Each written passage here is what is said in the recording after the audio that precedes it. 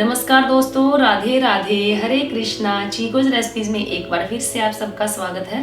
तो आज हम बात करेंगे पौष मास के शुक्ल पक्ष की एकादशी की कि इस एकादशी का क्या नाम है, इस एकादशी का क्या महत्व है, पारण समय क्या है और पूजा विधि क्या है।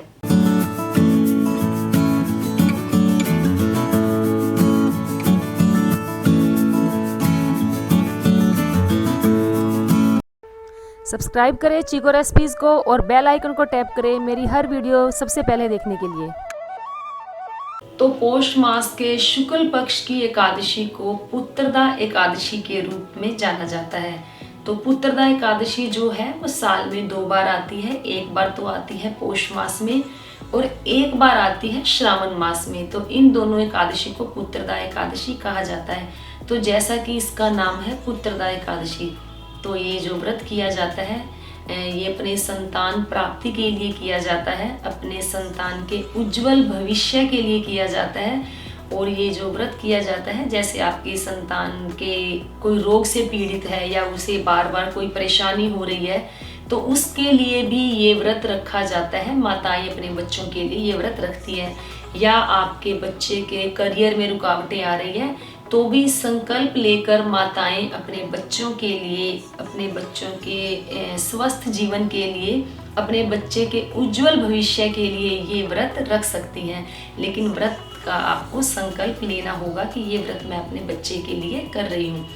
और ये भी आपको पता ही है कि जो एकादशी का व्रत है वो भगवान श्री हरि विष्णु को, भगवान श्री कृष्ण को, इनको समर्पित होता है। और जो कृष्ण भक्त है वो एकादशी का व्रत जरूर करते हैं। और वो जो एकादशी का व्रत करते हैं वो हमारे ठाकुर जी के वो प्रिय भक्त हो जाते हैं, क्योंकि सभी व्रतों में एकादशी का व्रत श्रेष्ठ है। तो जो इस बार एकादशी का व्रत पड़ रहा है वो 24 जनवरी रविवार यानी कि संडे के दिन पड़ रहा है।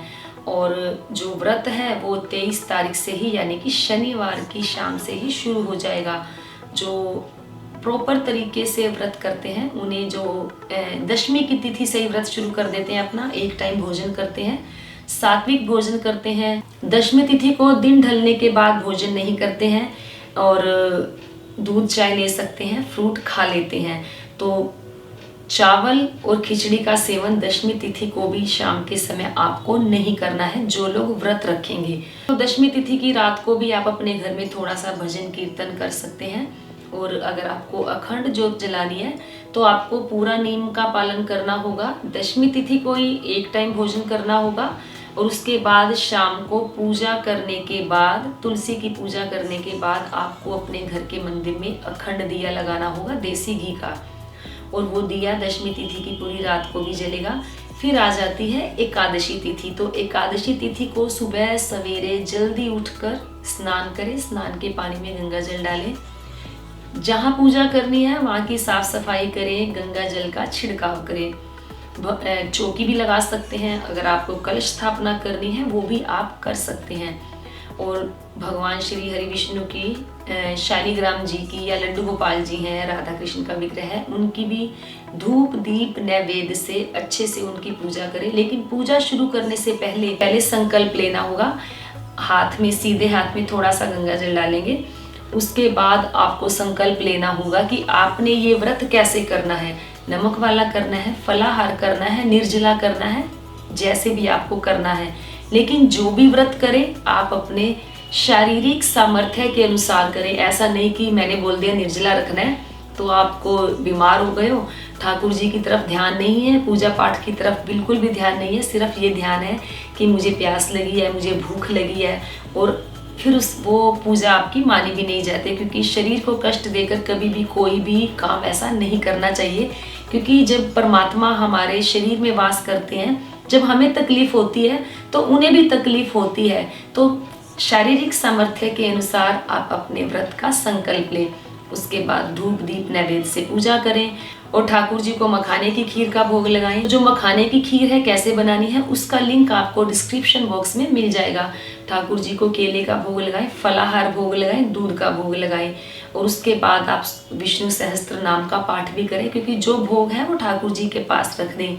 विष्णु सहस्त्र नाम का पाठ करें, ठाकुर जी को तुलसी की माला अर्पित करें, तुलसी की माला अर्पित नहीं कर सकते तो तुलसी दल उनके पास जरूर चढ़ाएं। और विष्णु सहस्त्र नाम का पाठ करें। ओम नमः भगवते वासुदेवाय मंत्र की 1 माला करें, 3 करें, 5 करें, 7 करें, या आप उन्हें 3 बार बोले, 11 बार बोले, 21 बार बोले, लेकिन ओम नमः भगवते वासुदेवाय मंत्रों का जाप जरूर करें। बल्कि मैं तो यही बोलूँगी कि जैसे ही सुबह उठे आप लगातार ओम नमः भगवते वासुदेवाय मंत्रों का जाप करते ही रहें। अगर वो मंत्र आपको थोड़ा बड़ा लगता है तो हरे कृष्णा मंत्र का जाप आप निरंतर लगातार अपने अंतर मन में करते रहें। और आपको जो दान देना है वो भी आपको फलाहार ही दान देना है, दक्षिणा सहित। किसी जरूरतमंद को दे सकते हो या वो दान आप किसी मंदिर में जाकर भी दे सकते हो। और व्रत के दिन घर में चावल और खिचड़ी नहीं बनने चाहिए, तो आप भी अपने घर में चावल और वो ना बनाएं, क्योंकि जरूरी नहीं कि आपने व्रत किया। कई लोग सोचते हैं कि व्रत तो मेरा है, चलो बाकी लोग तो खा लेंगे। तो इसके ऊपर मैंने वीडियो बनाई हुई है, उसका लिंक भी आपको मिलेगा कि एकादशी के दिन चावल क्यों नहीं खाने चाहिए, वैज्ञानिक तथ्य और धार्मिक दृष्टि से सब मैंने बताया हुआ। तो वीडियो आप जाकर जरूर देखें, तो आपको पता चलेगा कि एकादशी के दिन चावल जो व्रत करते हैं उन्हें तो खाने ही नहीं है, जो व्रत नहीं भी करते उन्हें भी एकादशी के दिन चावल ना बनाने चाहिए, ना खाने चाहिए। तो ये थी पूजा विधि। आप अपने घर में पूजा के बाद भी अपने घर में जो गंगा जल है उसका छिड़काव जरूर करें और सूर्य भगवान को जल दें। तुलसी जी में भी दिया जरूर लगाएं। और ये तो होगी सुबह की पूजा। फिर आपने अपने जो भोग बनाएंगे एकादशी के दिन ठाकुर जी के लिए, वो ही आपको खाना है। जो संकल्प लोगे वो ही बनाना है, वही आपको भोग लगाना है।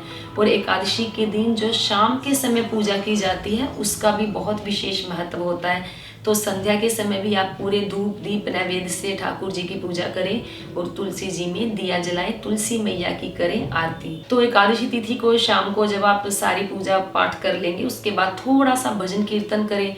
कुछ लोग तो पूरी रात भजन कीर्तन करते हैं। अगर पूरी रात नहीं भी कर सकते तो कम से कम 12 बजे तक या 5-7 भजन जरूर गाएं अपने घर में। या तो आप लगा लें भजन यूट्यूब पर या अपना भजन खुद से गाएं, तो आपका जो भजन कीर्तन है वो हो जाएगा।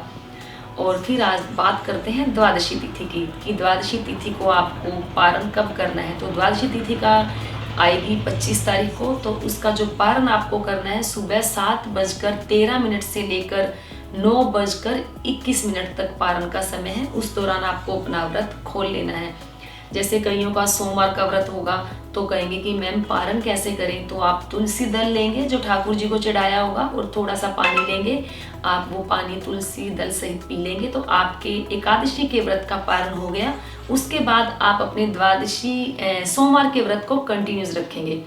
जिनका सोमवार का व्रत नहीं होगा उन्हें मैं हर बार बोलती हूँ कि सुबह फिर से जल्दी उठेंगे, पूरे प्रॉपर तरीके से ठाकुर जी की धूप दीप नैवेद्य फूलों से पूजा करेंगे जैसे एकादशी में करनी है। और जो कलश भी अगर आपने रखा है तो वो भी आपको द्वादशी को ही हटाना होगा। अखंड ज्योत जल रही होगी वो तो जल ही रही होगी।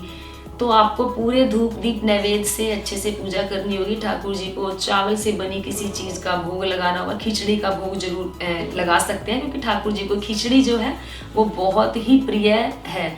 तो खिचड़ी का भोग आप लगा सकते हैं। जरूरतमंद को अन्न का दान आप जरूर दें, दक्षिणा सहित। मंदिर में भी दान दें लेकिन किसी जरूरतमंद को आप हर हाल में अन्न का दान जरूर दें। तो ये हो गया आपके व्रत का पारण। तो ये हो गई आपकी एकादशी की पूजा विधि। तो एकादशी के व्रत में कथा भी सुनी जाती है। तो कथा आपको उसकी वीडियो आपको मिल ही जाएगी कि पुत्रदा एकादशी की कथा क्या है। और हर एकादशी की जो कथा है वो अलग अलग ही होती है। तो उम्मीद करती हूँ आपको ये वीडियो जरूर पसंद आई होगी। तो लाइक करें, शेयर करें, चैनल को सब्सक्राइब करना बिल्कुल ना भूलें। हमेशा की तरह अपने सुझाव देते रहें। आज के लिए इतना ही, फिर मिलते हैं। धन्यवाद। हरे कृष्ण।